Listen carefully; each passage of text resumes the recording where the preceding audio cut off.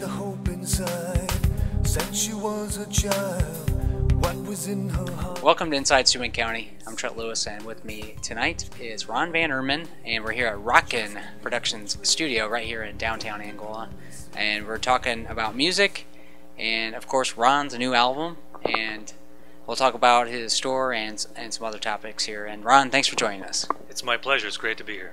Rhon, you just released an album yesterday, as a matter of fact. Can you talk about that process and talk about the album? Sure.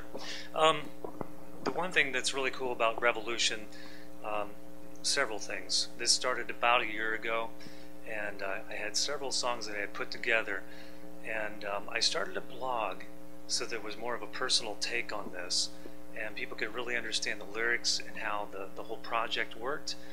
And so you could follow along monthly when I went to the studio, and we would videotape and follow that whole thing and how it worked out.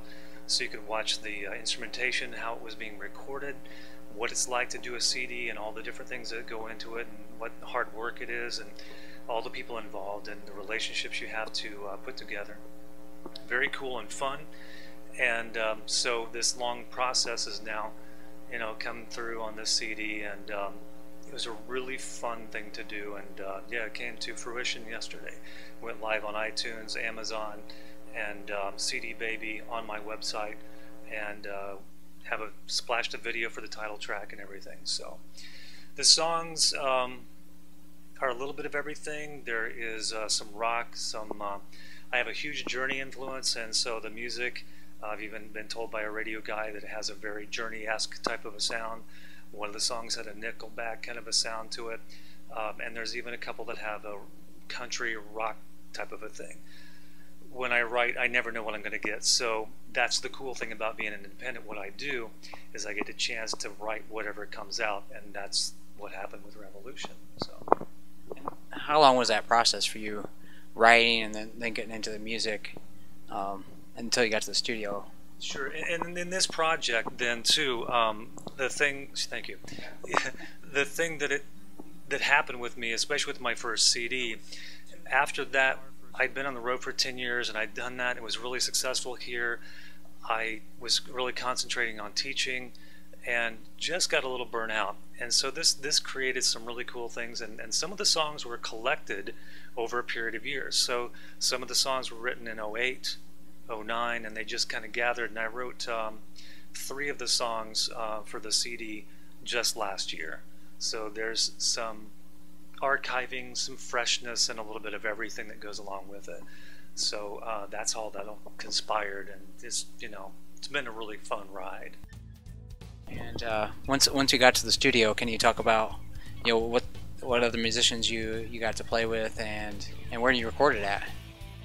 The CD was actually recorded in this little burg of a town called Summitville, Indiana, and unless you're really looking for it, you're not going to find it.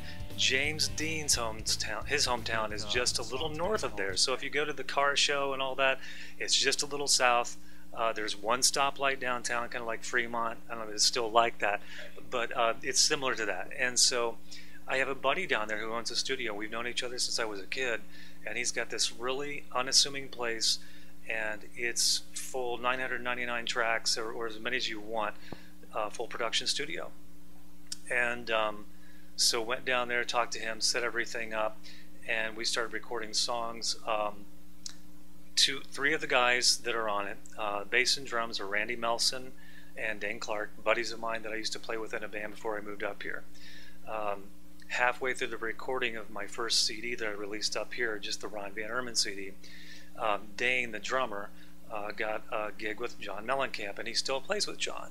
So Dane's a great player, a good friend, and he's been playing with John for quite some time. So it's really, I have to time all that, because it's really hard to get those guys when they're off the road. Randy plays with Sandy Patty periodically. He just posted a picture on Facebook today of a gig he did in Prague with her from last year. So I mean, these guys are nuts. They're like, every day they're in it all day long. So it was great to record with them, and we just started in June of last year and went for it. So Rhon, when you produce the music and create it, do you have a hand in part in editing it and do all that? So is that another process that you enjoy? Yeah, I enjoy. I guess I do. it's just a labor, and then this is one of those things when you write a song, they're your babies, and there's so much of your heart and emotion that you put out in something. And so, as producer, which I wrote, arranged, produced, and mixed the whole project, sent it out to be mastered, then it goes to the pressing plant, and then it's loaded up to iTunes. So I have all these little things that I have to go through to get all this done. And so that writer in me has to let go. And then when it gets to production and mixing, I have to look at the whole project and stand back and say, what do I have as a collective? I can't be too tied into things and too emotional about it, because it's not really just going to be me listening to it. So I have to look at the perspective of my fan, and all those things. So yes, I did do all those things. I had to write charts for different tunings. I have 6 different tunings for the guitar that are whacked out, that I sometimes have to go to my notes, because it's like I can tune it, but to tell people what the pitches are, I have to think about it. So I used more of my ear this time, even though I know theory really well. So all those are facets of how this went together, and it is fun, but I sleep less now. So Ron, the album's completed. You got the cover and video. So how are you feeling about it right now? Just as we're at infancy of when it's released. Day one was really good, and with all the digital technologies that are going on right now, this was really different this time, because I had almost complete control of when things were going to happen. I'm still at the mercy of iTunes and how it's going to aggregate or go to those places. So I was actually able to watch, the shipping of the CDs and how those came to my house. And then when it goes live, and then my distributor told me, okay, put your release date. They were spot on. And that morning, actually, iTunes went up the night before. My YouTube loaded the video to the title track a half an hour later. So it's all this stuff and planning. So that went really cool, really well. And with I got an iPhone now, you get the smartphone. I keep getting these emails, and my PayPal would go off you get a sale here, and then people were telling me they bought on iTunes. So it was an amazing day, because it, from this little place in Angola, Indiana, it goes worldwide.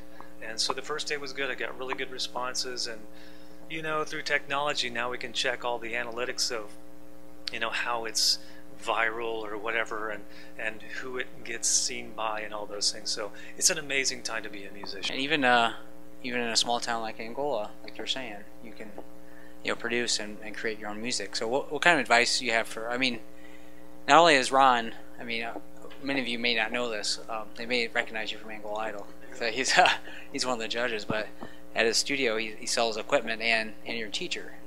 So you've influenced a lot of the youth, and what kind of advice do you give them about being a musician while you're teaching them? That's a really good question. The first thing is that you'll learn really quick. They're kind of like my business card for one thing, especially if they decide to go into the industry. And I don't blow smoke. I tell you the truth, and just to tell them how it's going to be and what to expect. And if it's in here, you have a passion, and the true result is, like with this, if people are laying down their hard-earned cash to pay for your music, you must be doing something right. And really, ultimately, that's what you got to chase. And the cool thing about social media and technology now is that through my blog is being able to get more of a one-on-one relationship with them, just like I am with my students. And I use all those little statements like Nike. I ask some of the kids, what's Nike's slogan? Some of them look at me and they don't know. Some of them say, just do it. That's the type of attitude that you need. Not only is it good for Nike, but it's good for musicians, because you got to painstakingly sit down and practice till you get it right. So that's the same for me. I got to practice what I preach at that point. So those are things that I try to pass on so that they're going to be successful as well. Well, we're going to switch gears a little bit and kind of talk about that. How did you want to start this business and teaching? Right. Well, behind me, I don't know if you can see it, there's a picture of Music Row in Nashville, and above that there's a lady by the name of Priscilla Engel, and she's a Christian artist, and I used to freelance for about 10 years on the road, just had a blast of a time, and we were on the road at one point, and I wrote a song, and we started doing it. She really liked it an awful lot, and so she put it on her album. And I kind of forgot about it, and I was on the road, and I came home one day, and I got this check, and it said Frontline Records, and I'm like, oh yeah, that's Priscilla's thing. I open it up, and it's a check, and that was it. I'm like, wow, I got my first check from a record company. I kind of like this, and so that's how Rockin' Production started. My wife and I went down to Nashville. It just didn't feel right. There's just something that the little voice said, this is not the place for you, even though I had ends. And decided to move here, and that's how Rockin' Production started. I was still teaching, still playing live, not as far on the road, started a family, and still writing music, and that's how the whole thing started. How did you end up in Angola then? Well, I'm going to give some props to a good friend of mine, Julie Hollinger. She and I went to school together. She's from Alexandria. She's 4 days older than I am. And I called her one day. I was in a broken relationship, and I was whining and crying about, man, I just can't find the right one, And she said, there's a girl up here you ought to meet. And I met her. We had a date, and about 11 months later, we were married. It was one of those where that voice on my shoulder said, this is it. And the kind of cool thing is one of the songs on my CD does talk about that. It's where a dad's explaining to his daughter, how do I know it's the right one?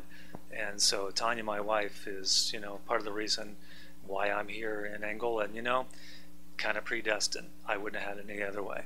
That's great.